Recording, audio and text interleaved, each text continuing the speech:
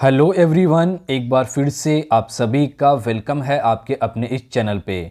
Finally आप लोगों का जो एग्ज़ाम डेट है वो एनटीए ने रिलीज़ कर दिया है। पॉलिटिकल साइंस का जो अपना पेपर होना है वो 25 मार्च को यहाँ पर होने वाला है। ये एनटीए ने कल ही डिक्लेयर कर दिया था।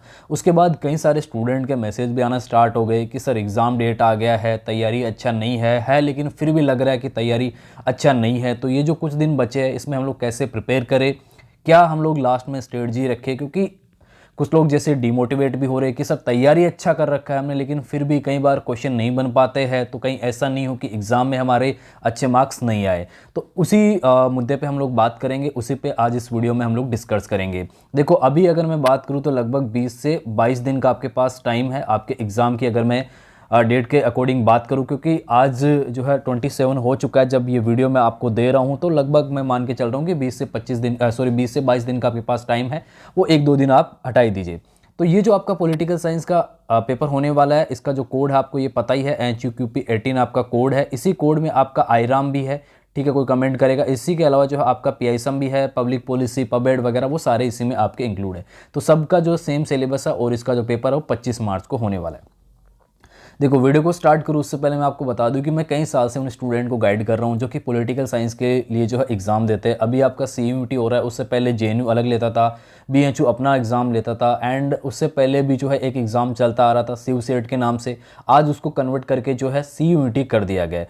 तो काफ़ी सारे स्टूडेंट को ऑलरेडी मैं गाइड कर चुका हूँ, एंड इंडिया की टॉप सेंट्रल यूनिवर्सिटी में आज के टाइम पे कई सारे स्टूडेंट जो अपना मास्टर कर रहे हैं। आपको भी लास्ट में किस तरीके से स्ट्रेटजी रखनी चाहिए वो इन शॉर्ट इस वीडियो में मैं आपको बता देता हूँ। अगर आपको ये स्ट्रेटजी अच्छी लगे तो आप वीडियो को लाइक कर सकते हैं, एंड अगर आपको अगर आप इसको अच्छे से फॉलो करते हो तो श्योर है आपका सिलेक्शन होना है। लेकिन वही है कि अगर आपको कोई चीज़ बताई जा रही है तो उस पर आपको गौर करना है और उसको फॉलो भी करना है।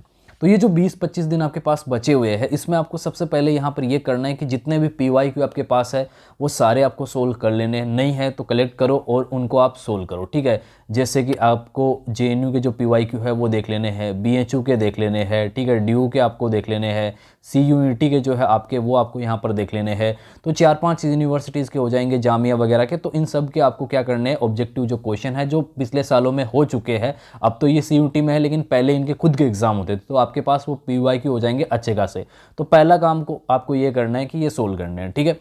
दूसरा यहाँ पे टॉपिक वाइज जो ऑब्जेक्टिव क्वेश्चन है, जो MCQ है, वो आपको निकालने हैं। जैसे चाहे तो आप IPT में ले लीजिए, चाहे आप WPT में ले लीजिए, आपको एक एक थिंकर के जो क्वेश्चन है वो निकालने हैं। आपके पास बुक है, ठीक है, हम ऑलरेडी आपको अपने चैनल पे जो बता चुके हैं कि कौन सी बुक ऑब्जेक्टिव के लिए होती है। तो अगर आप रेगुलर वीडियोस देख रहे हो तो खैर आपको सब कुछ क्लियर है, बस आपको मैं हिंट दे रहा हूँ कि भाई अब आपको करना क्या है, ठीक है। तो जो भी आपके पास बुक अवेलेबल है उससे आप जितने ज़्यादा हो सके उतने ज़्यादा ऑब्जेक्टिव क्वेश्चन जो है वो बना लीजिए, और उसके बाद आपको करना है थोड़ा सा रिवीजन। अब ये रिवीजन अगर आपको नीड है तो ही आपको करना है, नहीं तो कोई दिक्कत है नहीं।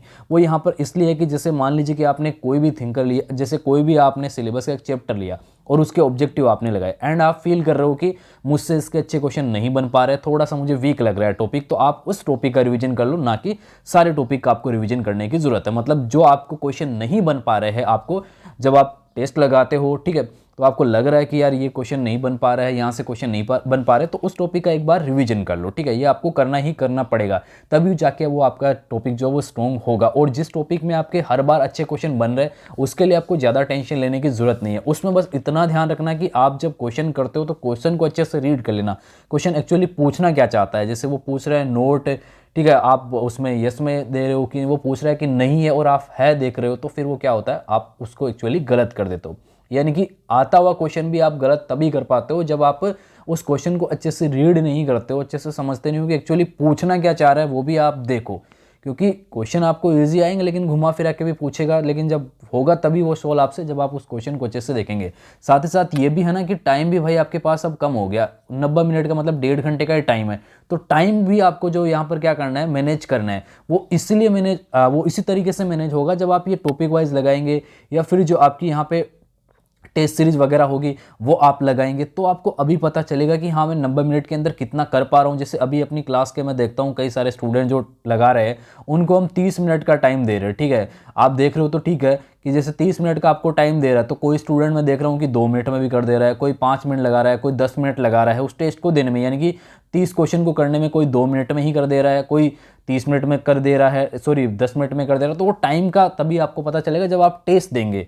टेस्ट दे रहे हो तो ये भी ध्यान रखो कि आप कितने टाइम में जो है उन क्वेश्चन को कर रहे हो। 75 का कोई सेट आपने उठाया है तो आप ध्यान रखो कि भाई उसको हम कितनी टाइम में जो है वो कंप्लीट कर पा रहे हैं। 90 मिनट का टाइम है तो क्या हमने पूरा 90 मिनट लिया है, या फिर हमने 60 मिनट में ही कर दिया, हमने 40 मिनट में कर दिया। वो आप एनालिसिस करो, टाइम का भी साथ साथ में एनालिसिस इस बार आपको करना पड़ेगा, बिकॉज टाइम इस बार थोड़ा उन्होंने क्या किया, घटाया है, कम किया, बढ़ाया नहीं। सो इसलिए अभी आपको ध्यान रखना है।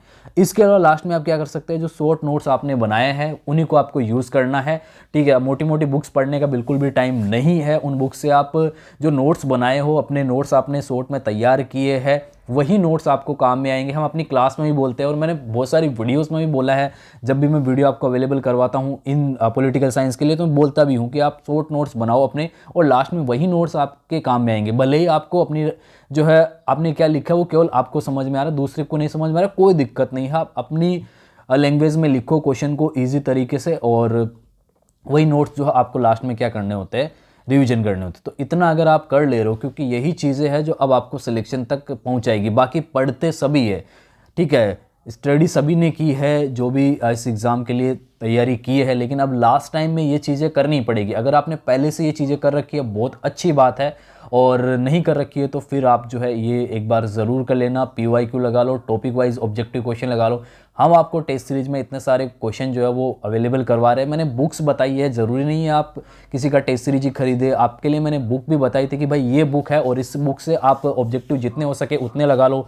नेट के जो है वो आपको यहाँ पर सोल्व करने होते हैं। नेट के एक्चुअली हम लोग इसलिए बोलते हैं, जस्ट वेट, हाँ, तो नेट के क्वेश्चन एक्चुअली हम लोग इसलिए भी तो आपको बोलते हैं क्योंकि कई बार क्या होता है कि क्वेश्चन थोड़ा हाई लेवल का आता है, और हाई लेवल का आप तभी सोल्व कर पाओगे जब आप ये नेट वाले क्वेश्चन जो है वो सोल्व किए होंगे। ठीक है, क्योंकि नेट का जो लेवल होता है वो CUET से थोड़ा सा ऊपर आपका होता है, और वो क्वेश्चन आपको लगाने ही लगाने होते हैं, क्योंकि कई बार क्वेश्चन सीधा कॉपी पेस्ट भी होता है। अगर आप प्रीवियस ईयर क्वेश्चन पेपर देखेंगे तो आपको पता चल जाएगा, पूछने की जरूरत नहीं पड़ेगी, आपको खुद को पता चल जाएगा। आपने प्रीवियस ईयर क्वेश्चन पेपर देखे, आपने नेट के भी देखे, तो आपको पता चल जाएगा कि यार ये क्वेश्चन वहाँ से सीधा कॉपी पेस्ट हुआ है, तो आपको नेट वाले क्वेश्चन भी यहाँ पर लगाने हैं गाइस। ठीक है, तो अगर आपने इतना कर लिया तो आई एम श्योर कि आपका सिलेक्शन होगा और अच्छी यूनिवर्सिटी में होगा। लास्ट में यही स्ट्रेटजी स्टूडेंट अक्सर अपनाते हैं, जिनको मैं देखता आया हूँ वो लोग यही सारी जो है स्ट्रेटजी यहाँ पे अपनाते हैं। शॉर्ट नोट्स लास्ट में काम में लेते हैं, टॉपिक का रिवीजन करते हैं, टॉपिक वाइज ऑब्जेक्टिव क्वेश्चन लगाते हैं, जितनी भी यूनिवर्सिटीज़ के PYQ वगैरह होते हैं वो सोल्व करते हैं, देन आराम से उनको एडमिशन मिल जाता है, उनको कोई दिक्कत नहीं होती है गाइस। ओके, सो इस वीडियो में इतना ही। अगर आपको वीडियो सही लगा हो तो कमेंट कर सकते हैं, बाकी अगर आपका कोई सवाल हो तो आप हमें कमेंट में पूछ सकते हैं guys. Okay, so thank you so much.